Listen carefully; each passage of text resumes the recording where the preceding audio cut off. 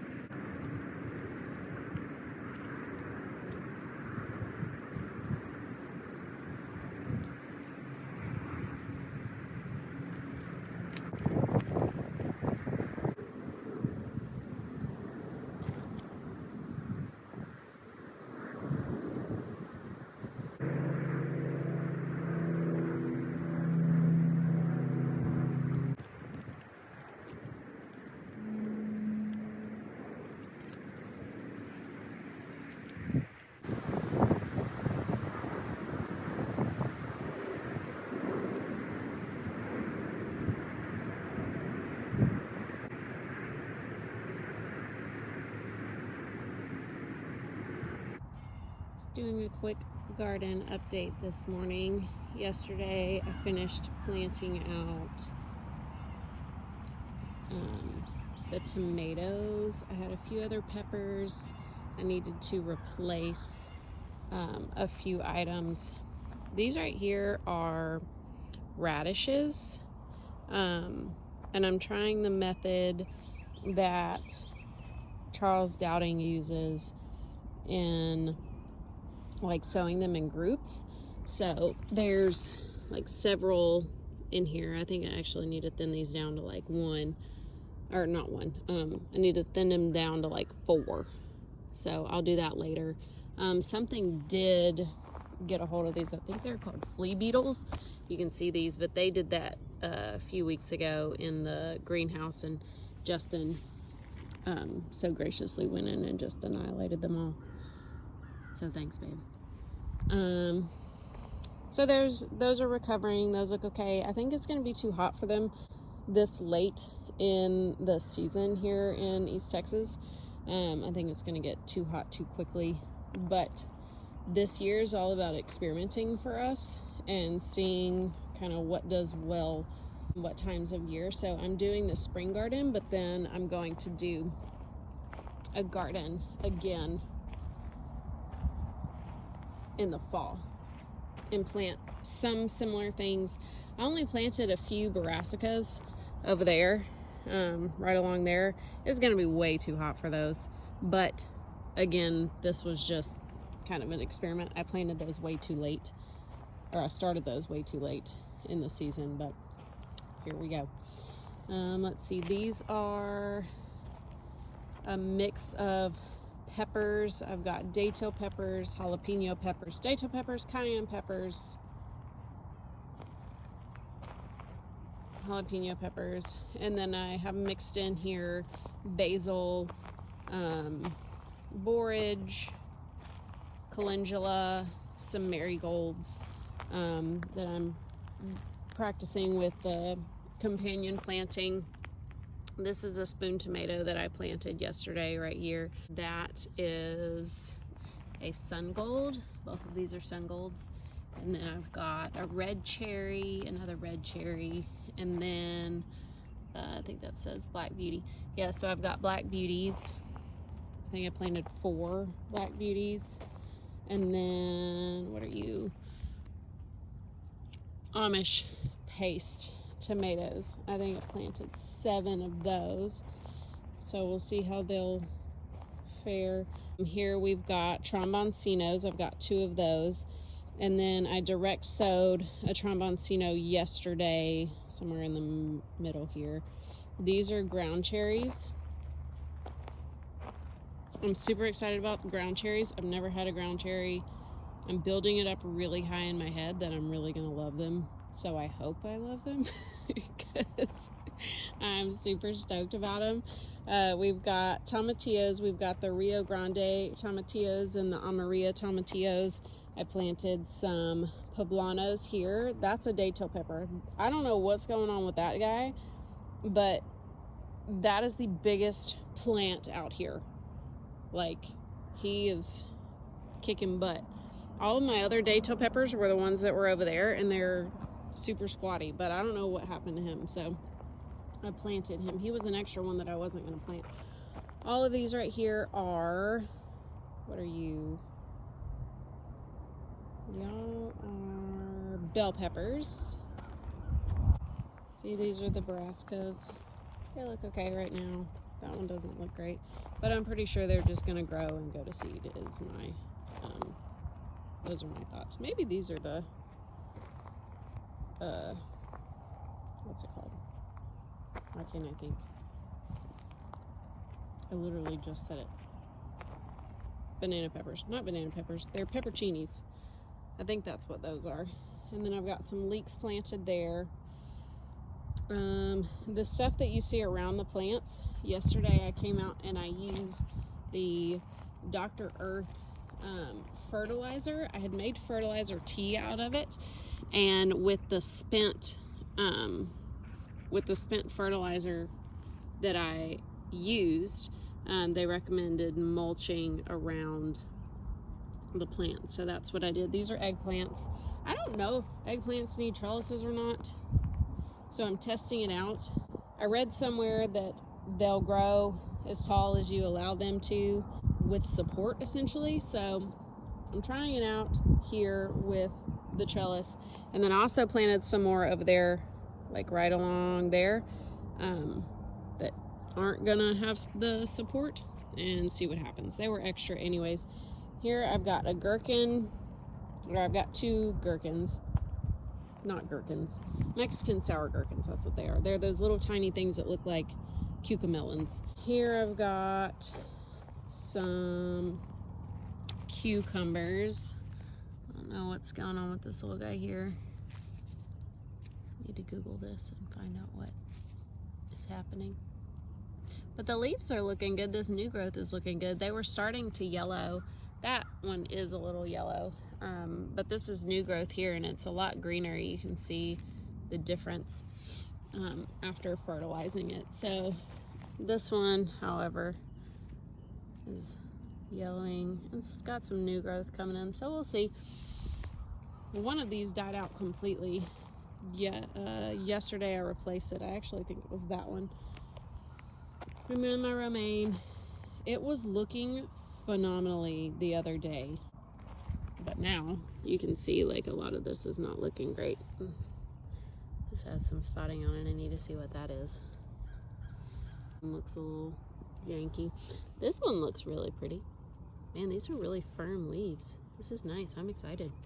I've only ever grown romaine in my aeroponics tower garden thing, and the leaves are super soft coming out of that. I don't know why. I've read that it's because like they don't have to stand up against the elements like they do when they're outside, so that they're just a lot weaker, which makes sense. But yeah, it's like they're just not crunchy at all. These are really pretty. These are looking good. I don't know what is going on with you, dude. You're not looking too great. I don't know what this is. I think it's a pepper of sorts. And we've got tons of weedies. I don't remember if I updated y'all yet on the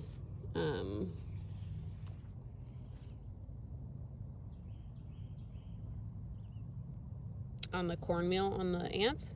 It clearly did not work. Every single ant pile in here is still very active. What are these guys? Oh, I already said that.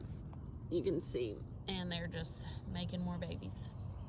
So anyways, I gotta figure something else out with that. I've heard that orange oil will work if you mix orange oil in like a gallon of water and then dump it on it. That'll help. If you pour boiling water or vinegar on them, that'll help. I really don't want to mess with my plants at all, so I'm just trying to find a more natural way of getting rid of them. However, they're not bothering me. They're just annoying, and especially if Henley's out here playing around, I don't want her getting into an ant pile. All of my whatever these are called, artichokes are doing okay. I had to replace one of them. Direct sowed some corn in here yesterday. Over here, these are, what are you zucchini? I don't remember what these are. I think these are patty pan squash. That's what they are. These are patty pans. These are zucchinis here. And then I direct sowed a zucchini there that has just sprouted. And then right there is a bean. It's either a blue lake bush bean or a pea. I can't remember what I put there. I have it written down. You notice that I don't have a lot of this stuff marked. I made a plan on the Farmer's Almanac Garden Planner, and that is what I have everything based off of. Ooh, this one's looking good. Look at that. And see what I mean about some of these old leaves are super yellow. This was like when I first planted it out here. This was already here. But then this new growth has happened upon us, and you can tell the difference between the two. So we've got a lot of new growth on there. That's exciting. Oh, I forgot to show you this little guy. So this little guy is already putting on some fruit. Super excited about that. I did have a flower on there the other day and it fell off. I was really disappointed, but I think that's part of it. That's really pretty. I have no idea what this is. This is it's either butternut squash or spaghetti squash. Both of these are. And then these two right here are the other, either butternut or spaghetti. And then here and here we have watermelon. Hi, I'm Haley. So I am editing this video. Today, it's like middle of December, it's December 12th, 2024. Editing this video from early spring of 2023. And I realized I didn't end this video. But I just want to say that you need to stay tuned because, man, things have drastically changed from 2023 to 2024. Looking back, like hearing myself say how excited I was about a flower being on my vegetable plant and my vegetable plant being like 3 inches high and being so excited because what my garden turned out to be this last year in 2024, like, oh my gosh. Stay tuned. That's all I can say is stay tuned because it gets so much better after a year of figuring things out, being disappointed, the help of these little girlies or lack thereof. There's 2 little girls. I'm one of them and Billy's the other. But seriously, if anyone is in the middle of gardening and you feel like you can't do it or you're bad at it or it's too much, if it's too much, then you can dial it back. But as far as like not being good at it and wanting to give up, don't give up.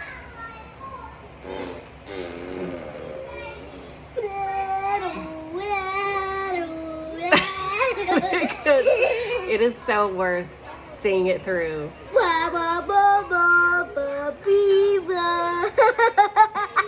And keeping up with it. So anyways, thank you for joining us on our adventure today. We'll see you next time.